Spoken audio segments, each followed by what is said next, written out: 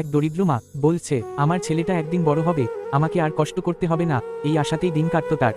কিন্তু একদিন ছোট্ট একটা ভুল বোঝাবুঝিতে ছেলের রাগ হয়। রাগের মাথায় সে বলে ফেলে, তুমি কিছুই বোঝো না মা। সেই কথাটা মায়ের বুকের ভেতর তীর হয়ে বিঁধে যায়।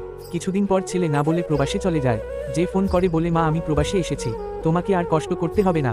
মা হাসি মুখে বলে, তুই ভালো থাকলেই আমি খুশি। বাবা, আমাকে টাকা লাগবে না। দিন যায়, মাস যায়, বছর পেরিয়ে যায়। ছেলের পাঠানো টাকা আসে ঠিকই, কিন্তু ফোন আসে না। মা প্রতিদিন দরজার পাশে বসে থাকে, হাতে ছেলের পুরনো ছবি। ছবিটার দিকে তাকিয়ে বলে, বাবা রাগ করিস না, আমি তো শুধু তোর ভালো চেয়েছিলাম। ছেলের কথা মনে পড়ছে, চোখে শূন্যতা, তার জীবনের উৎসব যেন হারিয়ে গেছে অনেক আগেই। একদিন বিকেলে ডেকে পিয়ন আসে, মায়ের হাতে একটা চিঠি দিল।